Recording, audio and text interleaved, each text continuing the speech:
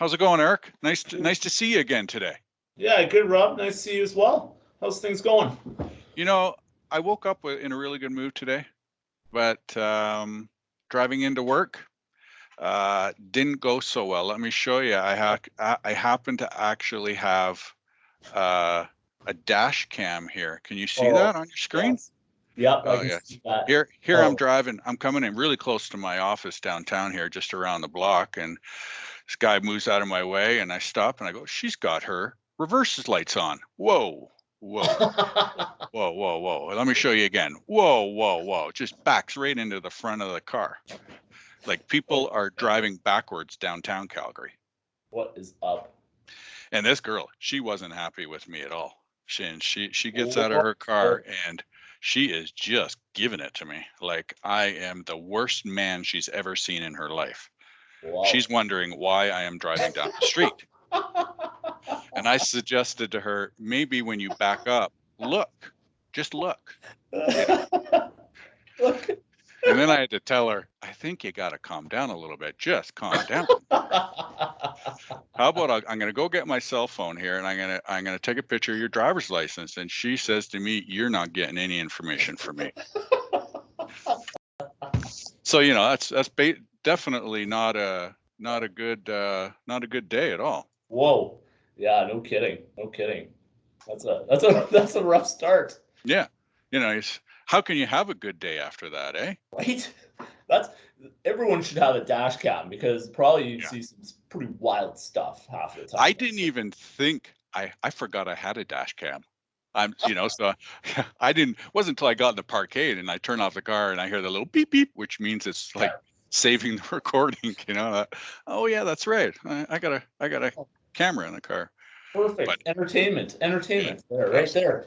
But there was no damage. It was no big deal. But I got a tuning in from her this morning. So.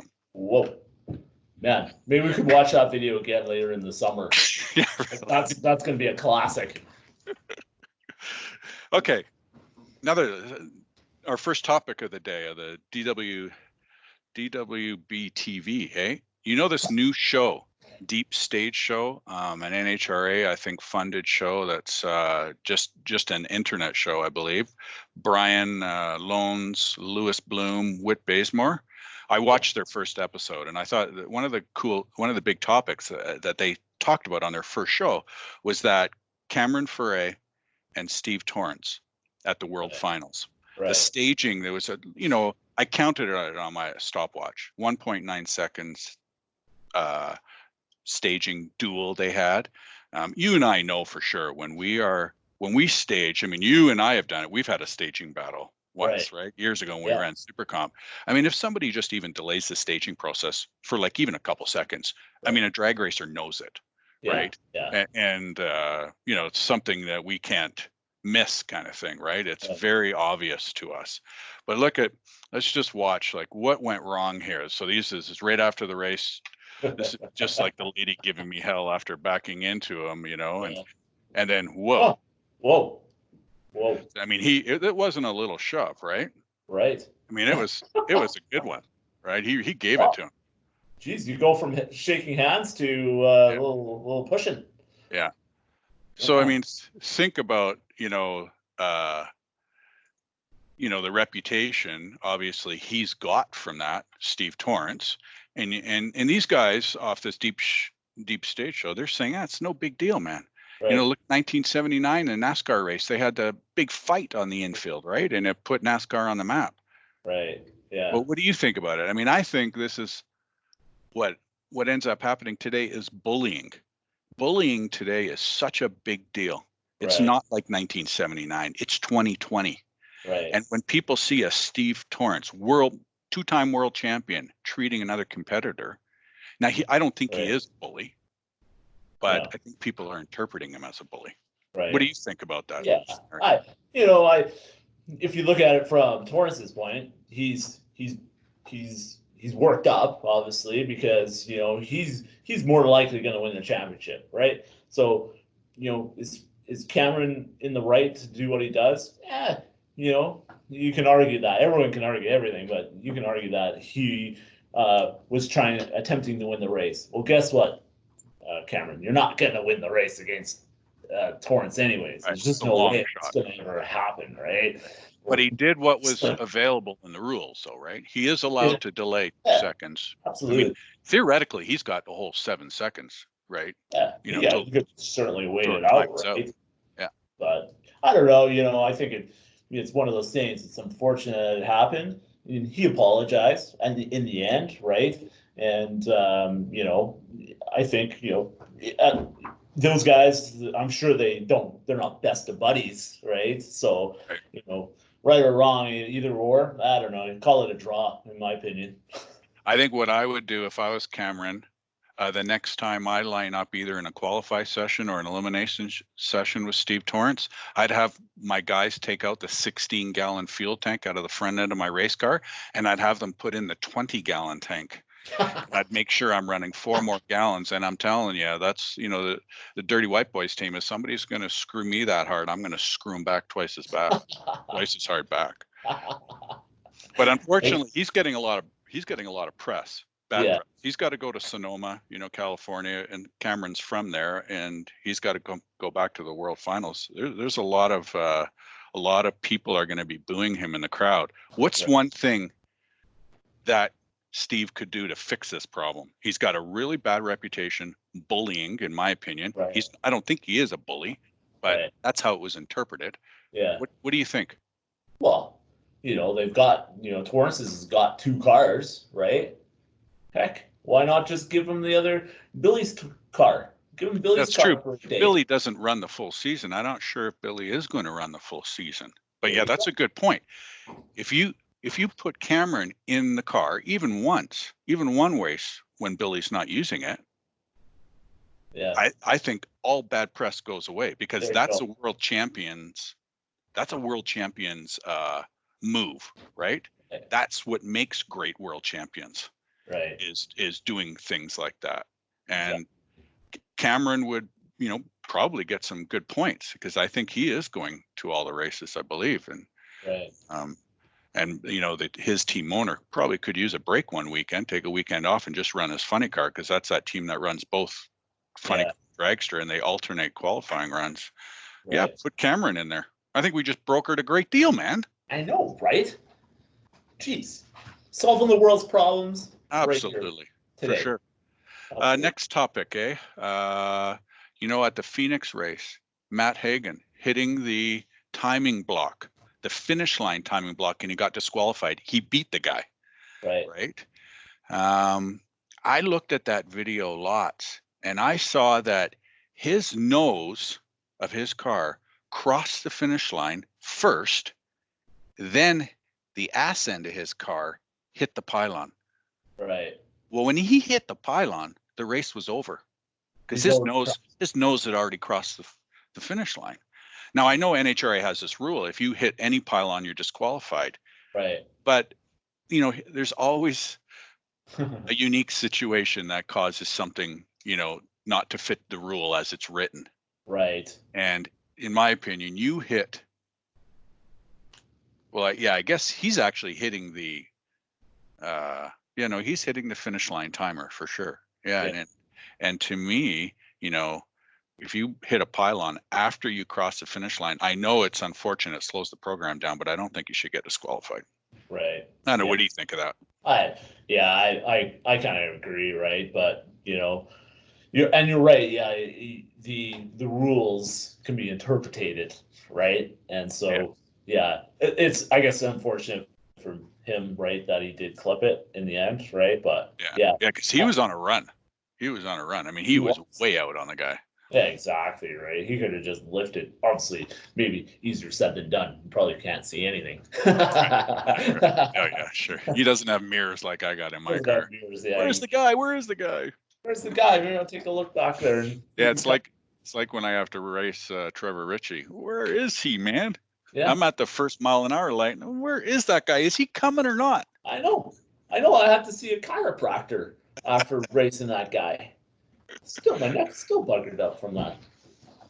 That one thing about the Ritchie, we brought up the Ritchies, they weren't at the World Finals. We're not the Vegas race. We're not Tucson. And, and I did see Kelly was making last year was making licensing passes with Tom Bayer, right? And Tom Bayer school. Is So this I a don't know. is this a I rumor or a fact? what no, everything I said is a fact. Okay. Yeah. Okay. But I don't know where she's going with this, right? Oh, I know she made some runs with Tom Bayer last year, but I believe she did not get her license because it was too windy, so she couldn't get all her runs in. But I believe she definitely got down the track. okay. And Oh, I definitely they were not entered in Top Dragster, um, and I didn't see them anywhere on the qualify sheet at any of those races we've had so far this year. right. Okay, Kelly, uh, down below there, somewhere in the comments section, respond. Yeah, or You maybe want, if they are doing some dramatic change to their program, why not announce it to the Top E right? world right here on our show? We'll get her online. Yeah, absolutely. What else we got? Cash is King. Cash is king. Cash is King recently announced that they're adding a new race to their schedule, August 8th, and they're going to Prince George, which is pretty cool. There's a lot. They got a lot of negative comments on the internet about going to Prince George. I personally think it's a great idea.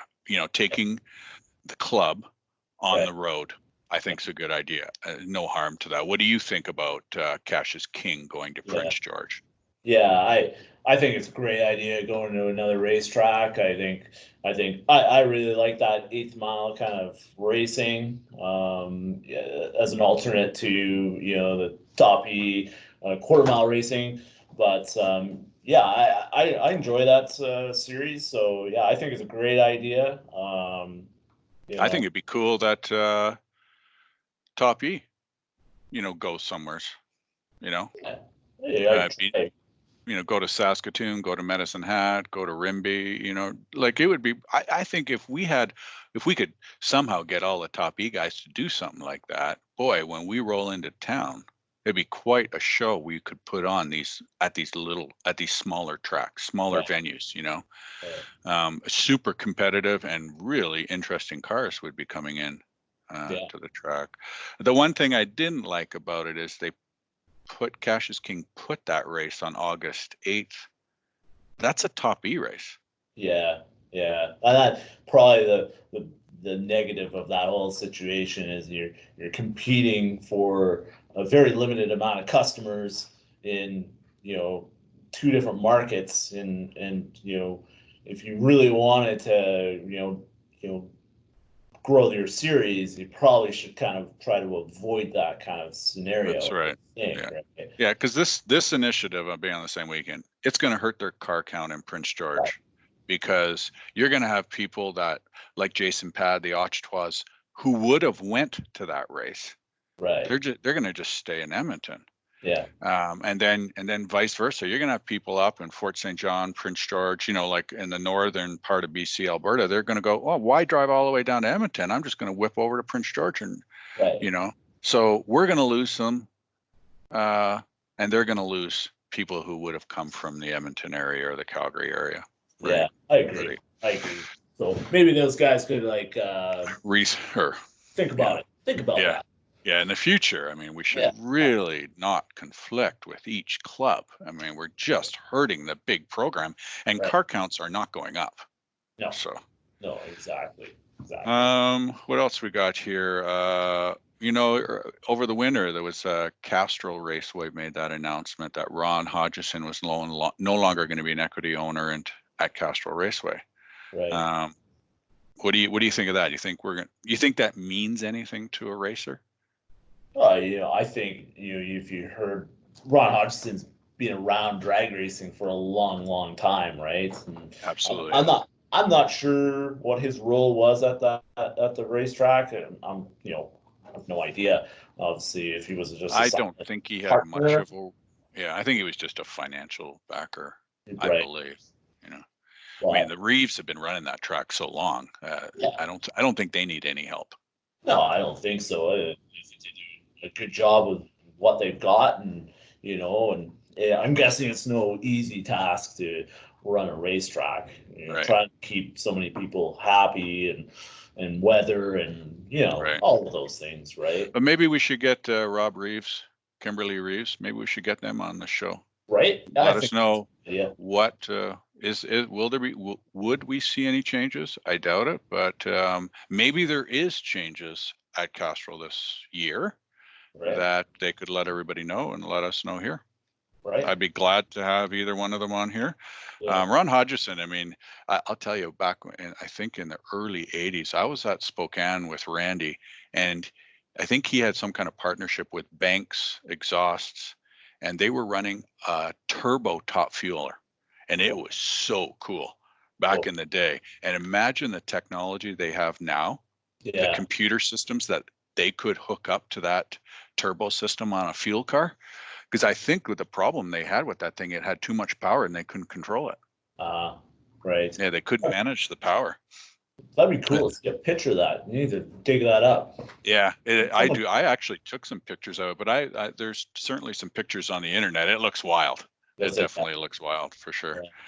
That's What else here? Oh, talking about Ron Hodgson, I saw on the internet there's this Western Canada Motorsports Hall of Fame. Have you seen that posted on Facebook? I haven't. No. Yeah, so Rob Reeves got nominated. Nice. Garnet Rose got nominated. Very good. Bob Eberts, one of our own. Yeah. Congratulations to him to get nominated. And I saw this nomination list, and I did not see Ron Hodgson on the nomination list, and I thought, what kind of Hall of Fame is this? Where Right. in Western Canada, he's like the godfather of drag racing, right? Okay. Yeah. But Yeah. then I see he's the chairman of the whole thing, Oh. of the whole association. So I guess it's all legit. Okay. Fair enough. Fair enough. Some And great remember, names, though. Hey, great names on that list. oh Hey. yeah, definitely. And there's all kinds of motorsports. It's certainly not just drag racing. Right. Right. That's cool. Remember the last call, and thank everybody for watching our last video that we put up. We talked about Ryan O'Connor, right? Oh We yeah. didn't know what was going on with him, Right. and he gave me a call, and Nice. I recorded it. Why don't we take a look at it right now, Eric? Perfect. Let's watch. Ryan, thanks for joining us here. Eric and I thought you would be a good person to have as our first guest because you're going to be going through a pretty wild experience of moving from junior drag racing to what everybody calls a big car, or getting yourself into a top dragster. Yeah. So before we get going, Ryan, tell me about who you are. Tell me how old you are, what school you go to, what grade, that kind of information, because there is going to be people who watch this video who do not know who you are. Okay, so my name's Ryan O'Connor. I'm from Lacombe, Alberta, which is just down the road from Edmonton, and I've been racing since I was 8 years old. And I've mostly just raced in Edmonton, but I've raced in Boise, Idaho, Fort St. John. We were originally from Fort St. John, but we actually just moved to Lacombe in 2018, the summer of 2018. So What school? What school do you go to? I go to LCHS, Lacombe Composite High School. And in what grade are you in? I'm grade 11. Grade 11. Okay. Yeah. Do you do any sports outside of racing? Yeah, I do. I play hockey this year. I played on the single A Lacombe Rockets. And so being I'm in grade 11 and I'm 16, I can still play for one more year next year Right. in my hockey. So I'm going to try out for the AA team next year, I do believe. So Nice. yeah.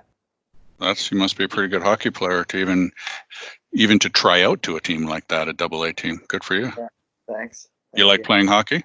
Yeah, I really enjoy it. Just helps gap between the racing season, but it's also, I love all the guys that are on my team, so it's good to Yeah. hang out with them every year. Good for you. So tell me how you got into racing. I certainly, I think I've seen your grandfather's at the track, your dad. I think you got an uncle who races too. So tell me about all these. Well, my dad drove my grandpa Terry's truck, his orange truck, when he Okay. was in high school. Oh, And, really? got out of racing for a little bit and then came back to it. What year did he come back? In he was raced in high school and then took some time off and then came back a few years later. But and then I was always at the racetrack after I was born, so I just fell in love with it because I was just always there, and I was just felt natural to get into it. When did you start? When I was 8. Oh, you did. Okay. Right when I was 8, yeah. So at the time, because now you can get into a junior and make test passes when you're 5. Right. And start racing when you're 6, but you're slowed down like considerably, pretty slow. I think it's 1390. Right. So when I started junior, you were only allowed to start when you were 8 years old, and you were allowed to go 1290 at the time. Right. And then yeah. So this is a picture here of the car you used to have? Yeah, that car went to James Rutherford out of Grand Prairie. So right. Yeah. And so tell me about your new car. Tell me all about it. What kind of car it is and stuff like that. So it's a 2009 Mullis. Les Figueroa built it at Fig Speed. Okay. And I believe he bought like 5 kits, and my car was one of the 5 kits that he built. And it was before I had it. It was in Prince George, British Columbia. Brian Barbie owned it before me. And it's got a 632 18-degree head, steel block. The couple test passes I made last year in it, I went 470 at 152 to the 8th. Nice. Yeah. Yeah. Cool. Yeah.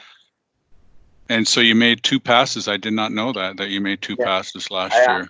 I actually made 5 passes last year. I made 2 launches, a 330, and then 2 8th-mile runs. And I went 4. I made the 2 8th-mile runs right back to back, and it went 470 both runs. So perfect. Thanks. And so tell me about your plans. Like you don't have your license, I'm guessing, right? No, I don't, because I just turned 16 on Christmas Eve. So the plan is to leave here on the 14th of March and drive down to Phoenix. Okay. And go race the West Coast Classic, Desert Classic race in Phoenix. Okay. And we still got a license problem though, don't we? Yeah, we do have a license problem. So I talked to Chris Forsythe. Yeah. And he said that because there's a test and tune Wednesday before the race, so he's gonna just let me finish up or get my license there on that test and tune Wednesday. Oh, perfect. Yeah. Well, that's exciting. Yeah. So you'll be able to. So tell me about that race. There's multiple days that race. Is it 8th-mile racing? It's an 8th-mile race. Yeah. Okay. So it's a double 10 and a 15. So there's 2 10-granders and a 15-grander, and then they have the special 64-car shootout, which is $25,000 to win, I believe. You had to pre-enter that one though, didn't you? Yeah, you have to pre-enter that one. Yeah. And you got in? I got in as an alternate because I was just kept refreshing it to see who was getting into the race, and I saw these people that I knew, and then me and my dad were talking, and he's like, "We'll just enter it." And it was like 7 minutes after the pre-entries were opened up, and then by the time I pressed enter to get into it, I was second alternate. So. Oh, that's a good sign. Second alternate could be good. Yeah. Because I'm sure not everybody's going to be able to exactly. make it there. So that's pretty exciting. So you'll get your license, and then where are we going from there? From there, we're going to drive the rig from Phoenix to Vegas after the Phoenix West Coast Classic race. And we're going to store our rig there in Vegas, and then we're going to fly home, and then we'll fly back to the Fling, go pick up the rig and drive her out to the track and race the Fling. Oh, that's cool, because that's going to, you'll get lots. So that's exactly what we were talking about on our last call, that you could be showing up in Edmonton at the first Top E race, and you could probably be getting yourself 50 plus laps down the track, right? Yeah. That's gonna be good for the cause, for sure. Yeah. Tell me what's your expectations for 2020? You tell me what's going to be a good year to you and what's going to be a bad year. For me, my goal this year is to win one Top E race.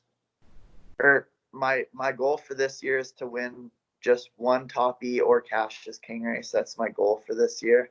Okay. I think this be a good way to start off my big car career. And then for me, a bad year this year would be have a year like Eric. But for me, a bad year would just try not to go on many first round exits. Yeah. Just try to consistently just try to get some rounds in. But I'm guessing you hit the practice tree quite a bit, because you were that last practice tree deal we had at my trailer, you won. So you're hitting it every day? Yeah, I have my little practice tree. Me and my dad want to look into getting a big practice tree. Sure. And we can put her out in the shop and hook her up to the car, just make it as realistic as possible. Sure. Yeah. But we just have the little practice tree like the one that you got there. We just have it set up on the counter right beside the sink inside the house. Yeah. So we told Mom that she's just gotta, if we want to win some $5,000 next year, we're just gonna have this one little practice tree sitting next to the sink. But yeah, absolutely. Yeah. Let's see. What do you think is going to be your biggest challenge this year? Biggest challenge, I think. I think that I'll be able to stay focused pretty well, being that I'm young. I think I'm just really ready to get the job done. But sure. Things that I would struggle with, I think I'm going to struggle with do you not think there's going to be a lot of pressure on you? Or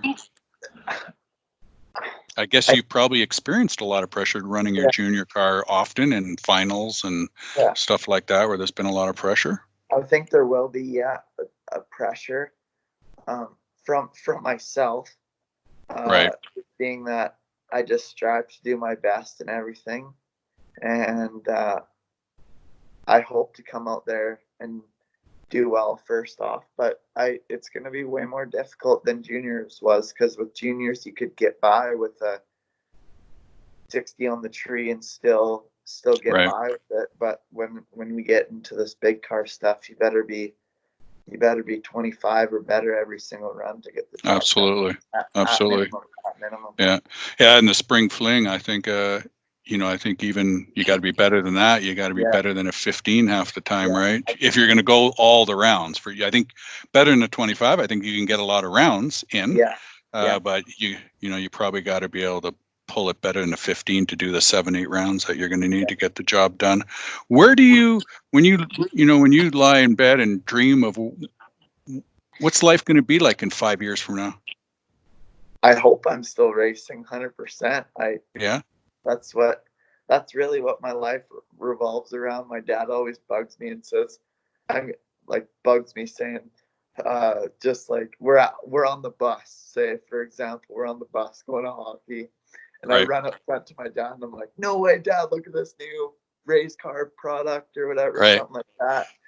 And just stuff like that. Like I I feel like I'm a purebred bracket racer. And Yeah, I think you are. You know, the very first time I met you, going back to, I think it was 2014, the first year I bought my car. We were in Mission. I was sitting on the back of the golf cart with Aaron, and we were talking to Scott Taylor, and you walked up and had a long chat with him. When you walked away, Scott turned to me and said, "You watch, this guy's going to do something special." Yeah. And so far you have been, and I think that's why I really wanted to interview you, because I think we are going to see something special from you. Well, What about your plans outside of high school? What do you think you're going to do there? I bounce back and forth between about like four jobs that I'd want to pursue. But I just like, I would want to go to post-secondary, to college, or something of that sort. And just what kind of classes are you taking in high school? Are you a bio guy or a physics chem guy? I'm 100% a chemistry, math.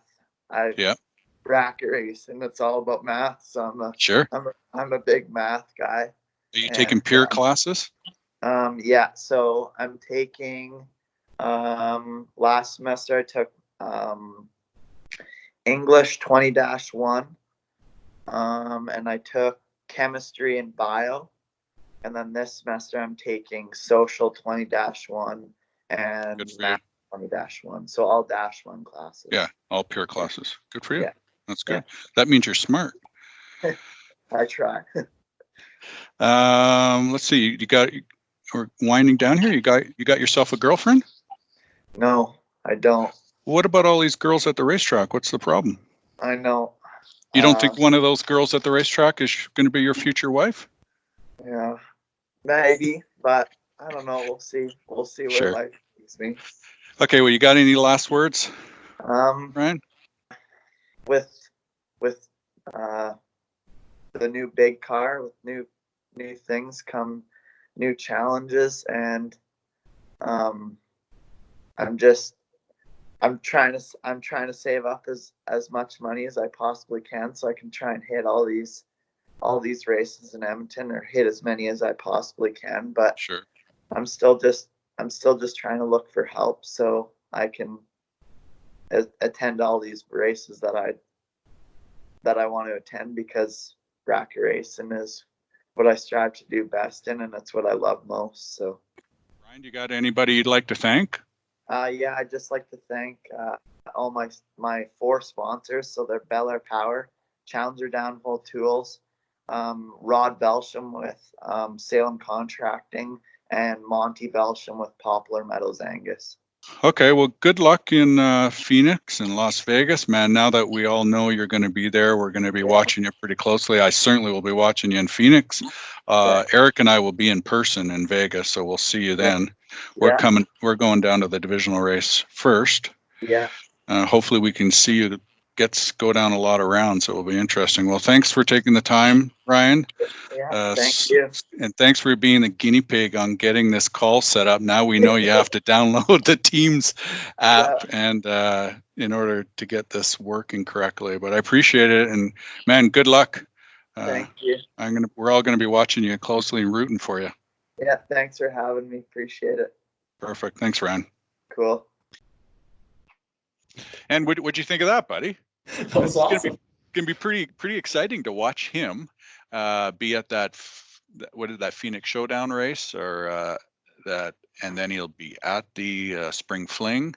It will be really cool to watch somebody start their drag racing career out, because he's gonna be neat to watch for sure. Yeah, absolutely. He's just gonna be another tough guy that is gonna be in some of our fields there, so that's gonna be interesting.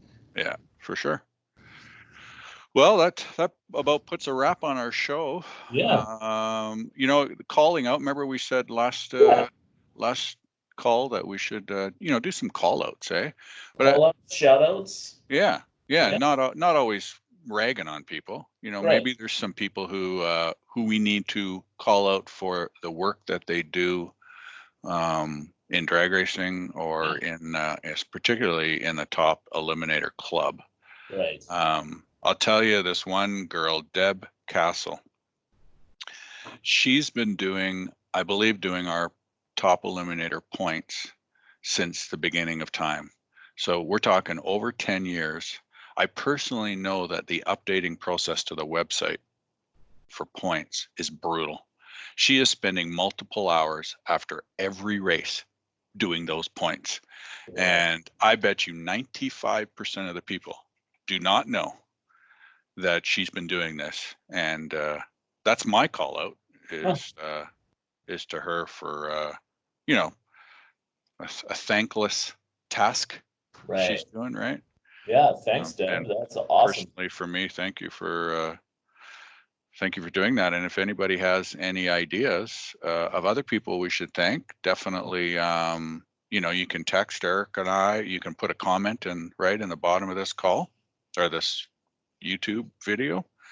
Other people that we should call out. What about, like, we're going to run out of topics here, right, Eric? Oh, absolutely. No one wants to see, like, look at us, right? Yeah. Like, just stare at each other. Just stare at each other. That'd be kind of an interesting kind of conversation, right? So yeah, we need content. Yeah. So anybody has ideas, my advice would be, you know, Blaine, my son Blaine White, he can be the contact person. You can definitely reach out to him, let him know the story.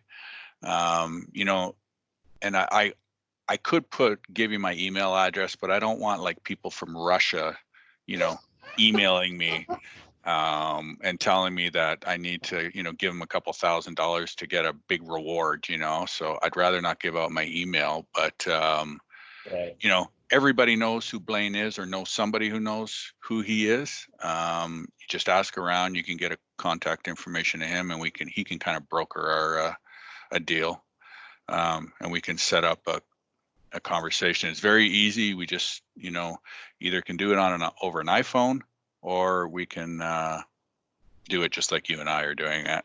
Because I did this video, Blaine's not using Microsoft Teams, and he was able to do this exact same thing you and I were doing without downloading anything. Right. Okay. So good. I think that's about it. I don't think we have much of anything else, right, Eric? No, we don't. So till next time. Yeah, so I think probably the next time, I'm guessing we're probably going to be remote in Vegas when we're going to be making our next show, but it won't be posted for a while after that. But anyway, you have a nice day, and we accomplished a lot here. We brokered another deal between Cameron Foray and the Capco team. Absolutely. I mean, that's a great program, and I'm glad we were able to facilitate that arrangement. Right. Exactly. Perfect, buddy. Nice people. All